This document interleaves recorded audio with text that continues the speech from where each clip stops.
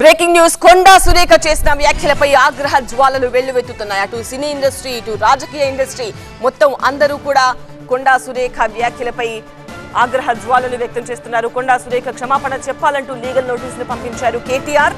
24 గంటల్లోగా ఆధారాలు చూపించకపోతే పరువు నష్టం దావా వేస్తానంటూ కేటీఆర్ వార్నింగ్ ఇచ్చారు.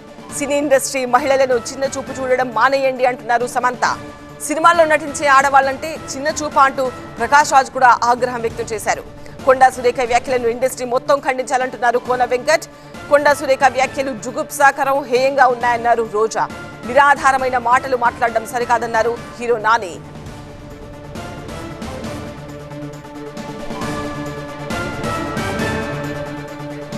కొండా సురేఖ వ్యాఖ్యలపై సమంత కౌంటర్ ఏంటో ఇప్పుడు చూద్దాం.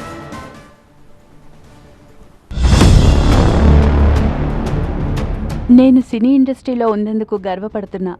ఇలాంటి గ్లామర్ పరిశ్రమలో రాణించాలంటే శక్తి కావాలి. విడాకులు నా వ్యక్తిగత విషయం. ఇద్దరి అంగీకారంతోనే విడాకులు తీసుకున్నాం. మా విడాకుల్లో రాజకీయ నేతల ప్రమేయం లేదు. మీ రాజకీయాల్లోకి నన్ను లాగకండి. నేనెప్పుడూ రాజకీయాలకు దూరంగా ఉంటా. మీరు గౌరవప్రదమైన మంత్రి పదవిలో ఉన్నారు. ఇతరుల వ్యక్తిగత విషయాల్లో జోక్యం చేసుకోవద్దు. సమంత.